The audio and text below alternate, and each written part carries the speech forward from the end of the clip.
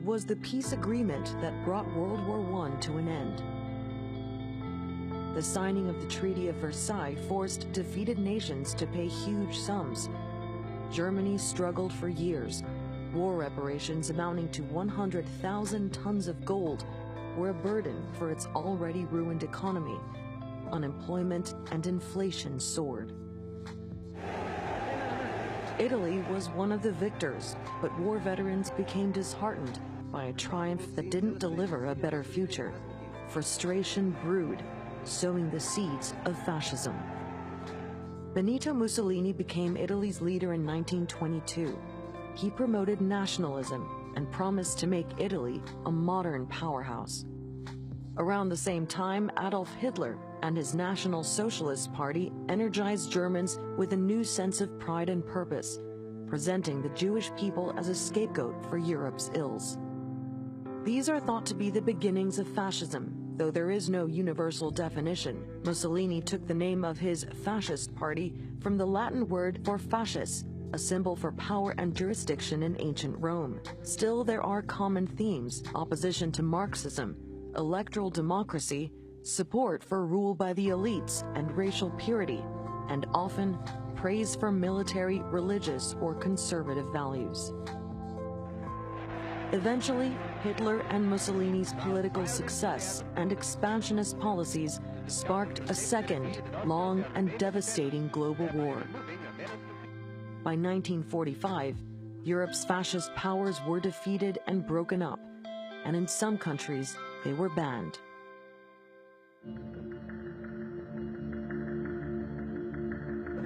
Fast forward beyond the Cold War and the fall of the Soviet Union, and Europe has managed to keep fascist forces out of power. A political union of 28 member countries grows ever closer, skirting nationalist policies in favor of collective ones. Though in many corners of Europe, there's resistance.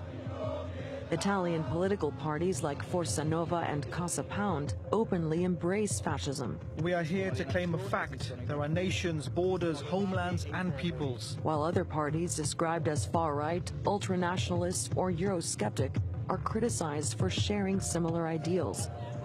Like Germany's Pegida movement, which campaigns against the so-called Islamization of the West.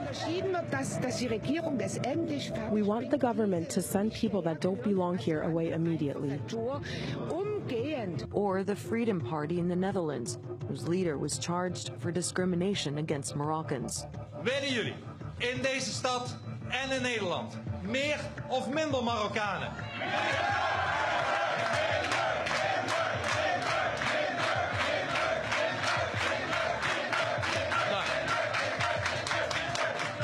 Dan gaan we dat regelen. Though many of these groups refuse to be labeled as fascist. When I travel around Europe and give interviews, people expect a crazy fascist leader, and then I start to explain what we believe. And many are very surprised that what we're saying isn't controversial at all. In fact, many on the left say mainstream politicians have been normalizing fascist ideas. Hungary's Viktor Orban, Italy's Matteo Salvini, even Britain's Nigel Farage and France's Marine Le Pen are all in the firing line. All of them have capitalized on fears about immigration, concerns about the economy and jobs, and opposition to the European Union's growing dominance. We failed to notice that ordinary people, the citizens of Europe, do not share our Euro enthusiasm.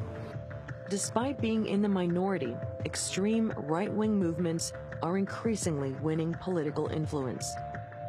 But rather than driving fascism underground, some question whether nonviolent right-wing groups still deserve a place in a free society.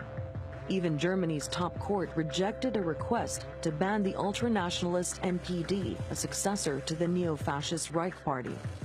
But others worry that ignoring people's frustrations could backfire, and that the hard lessons of history are being forgotten. Sandra Gatman, The Newsmakers.